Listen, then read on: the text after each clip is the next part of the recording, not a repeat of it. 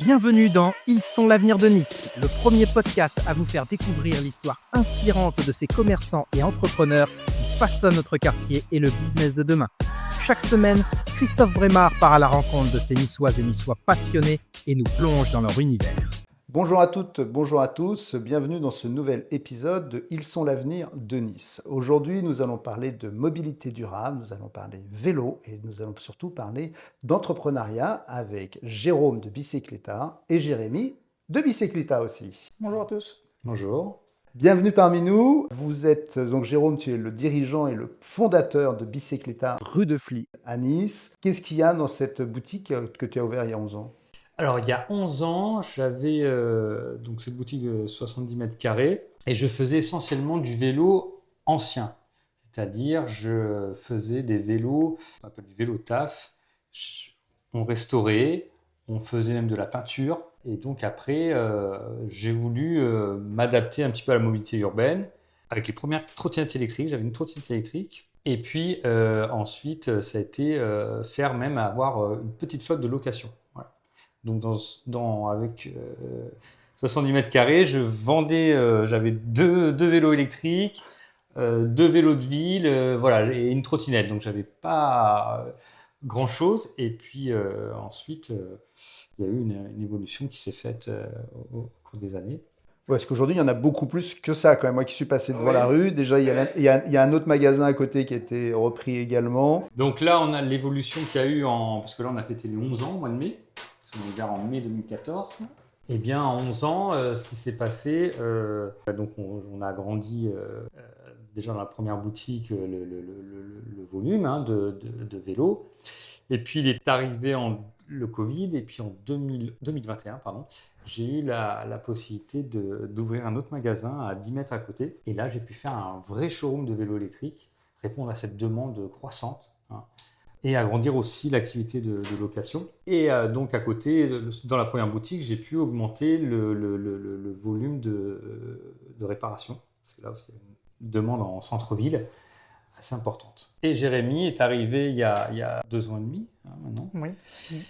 Qui vient du milieu plutôt sportif.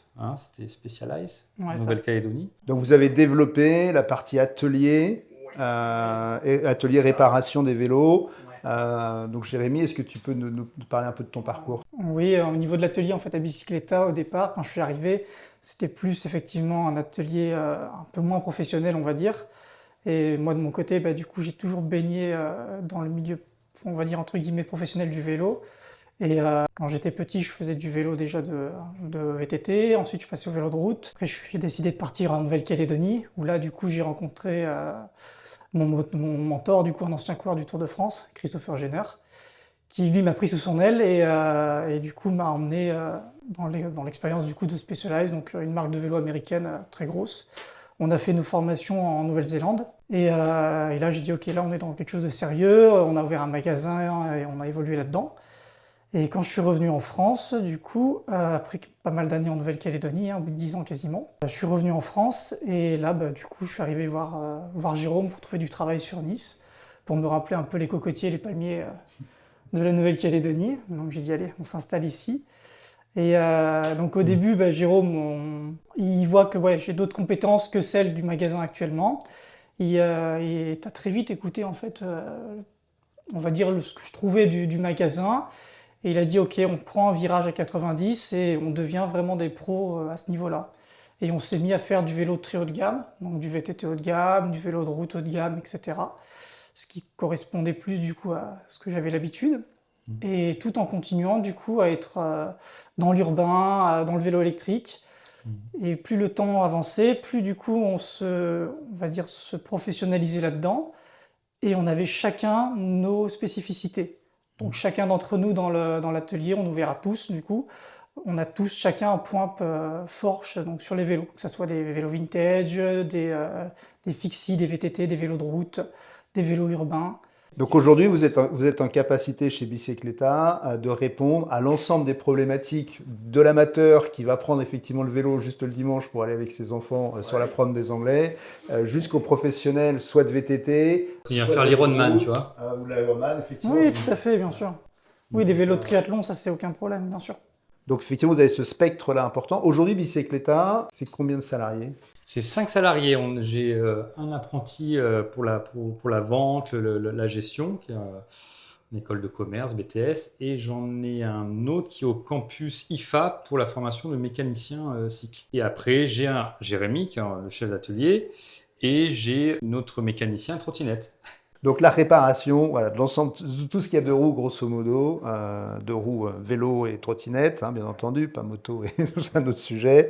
On reste bien dans le bicycle.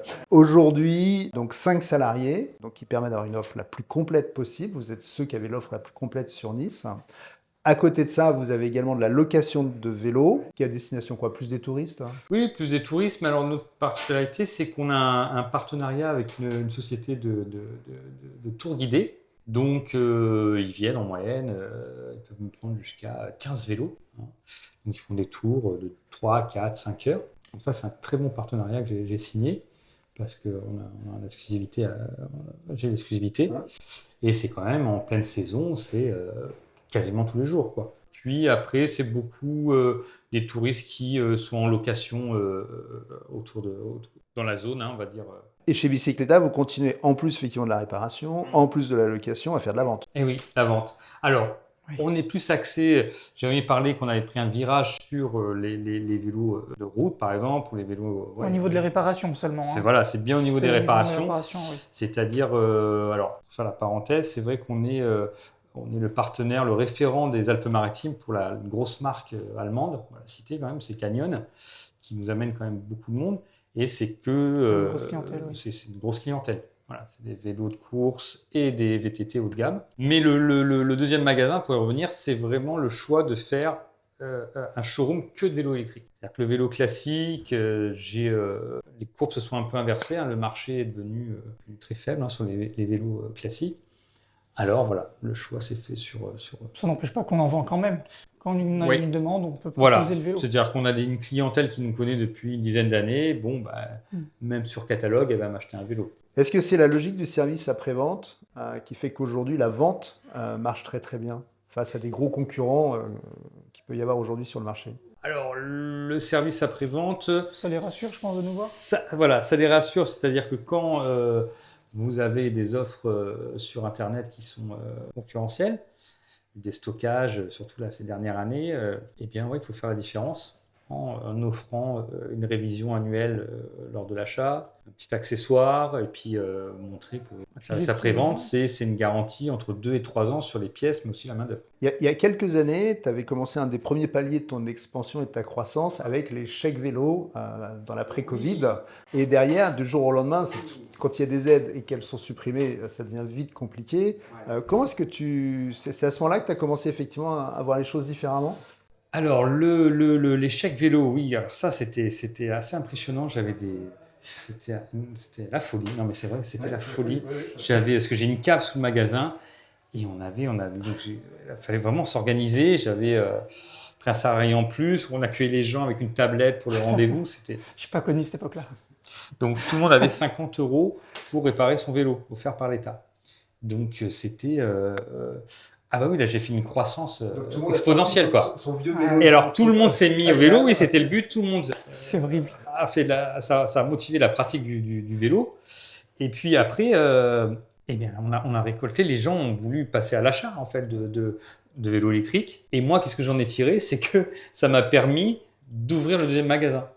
C'est ça que moi, on est un secteur, en fait, une niche, le vélo, où on a été les grands gagnants du Covid, on va dire, hein, puisque eh bien, on a eu un peu de trésorerie pour avoir des projets, comme j'ai eu l'opportunité d'ouvrir un deuxième magasin. Voilà. Et à côté, en plus, dans la rue. Donc ça, c'était un des premiers paliers. Effectivement, voilà, de temps en temps, il y a des opportunités quand on est entrepreneur. Quelle est aujourd'hui votre vision du vélo électrique ou de la trottinette électrique dans le paysage de la mobilité durable qu'on peut avoir pour des villes comme Nice? Comme Nice, je pense que là, Nice vraiment a développé un réseau cyclable assez important. Je ne sais plus le nombre de kilomètres, mais... Oui, il est pas mal. Hein. Ouais, je pense qu'on arrive autour de 100 km. Donc, oui, forcément, par rapport, déjà, il y a 11 ans, quand j'ai ouvert, c'est impressionnant, toutes les pistes cyclables qu'il y a. Alors, c'est sûr, la pratique, elle est motivée.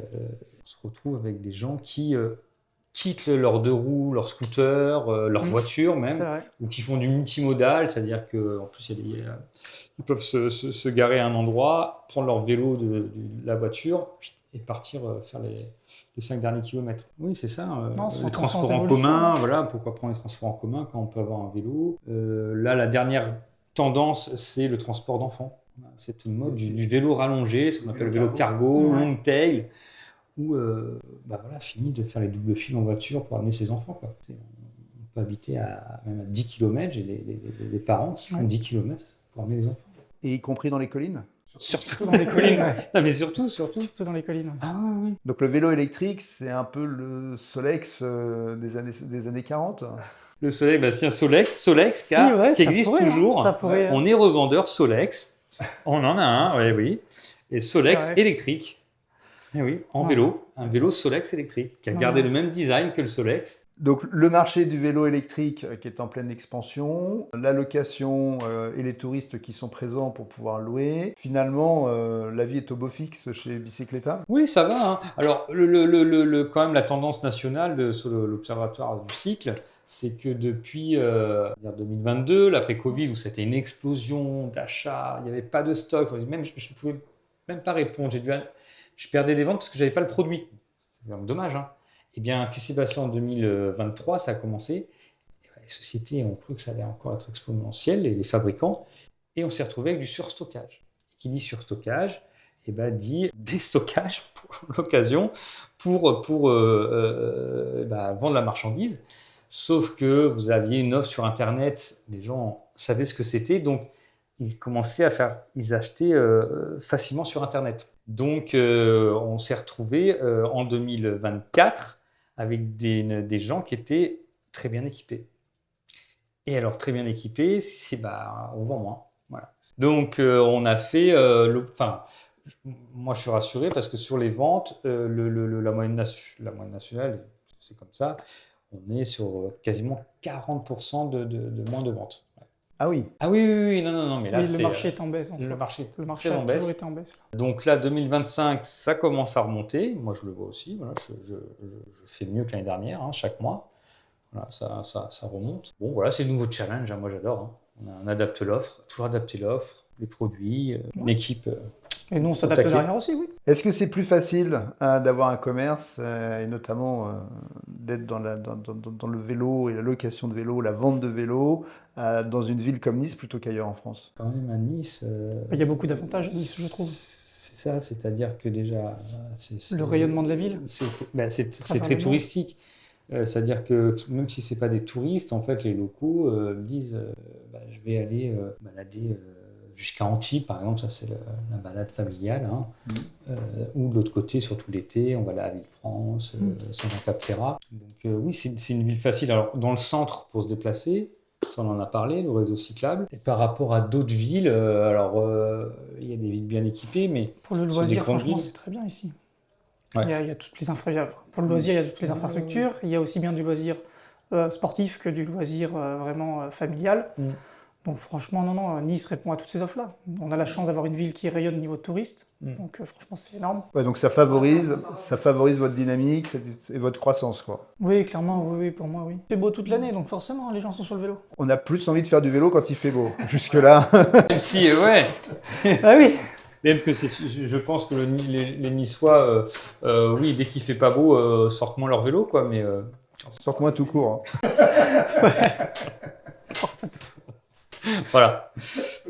Merci pour ces partages, merci pour toutes ces informations qui nous permettent de mieux connaître Bicicleta, de mieux vous connaître Jérôme et Jérémy. Juste une dernière petite question, qu'est-ce que vous diriez à des jeunes qui vont entreprendre à Nice? Alors, moi je suis pas parti faut juste avoir un projet et se dire, faut prendre le temps, faut pas se dire je vais gagner de l'argent déjà, ça c'est sûr. Donc il faut créer un projet parce que je suis parti de zéro. J'ai eu la chance de passer par une pépinière d'entreprise en étant demandeur d'emploi, ça c'est très bien, qui est à Nice. Alors j'ai plus le nom. Nice Azur Initiative, je crois. Alors c'est Nice Initiative, ça existe toujours. Ouais, ça existe toujours. Ouais. Super. Il y a un accompagnateur sur le projet. À la fin, on a des professionnels, des comptables, banquiers Oui, il faut bien qui s'entourer. jugent le projet et ils vous prêtent de l'argent à taux zéro et ça met un premier prix à l'étrier Mm. et puis après, il faut se lancer. Hein. Il C'est ne faut donné pas à penser tout le à monde, hein. l'argent, il ne faut pas avoir peur Voilà. d'échouer. Et c'est vraiment ça, il ne faut pas avoir peur d'échouer, exactement. Merci pour vos conseils, merci pour ce partage. J'invite nos auditeurs à pousser la porte de Bicicleta, rue de Fly, pour voir effectivement l'ensemble de leur offre concernant les vélos et les trottinettes électriques. Allez à la rencontre de Jérémy et de Jérôme. Ils se tiennent à votre entière disposition et je vous remercie pour votre écoute. Je vous donne rendez-vous à la semaine prochaine pour une nouvelle histoire toujours plus inspirante des entrepreneurs et des commerçants niçois. Et je vous invite également à consommer local et à consommer niçois. Merci, à la semaine prochaine.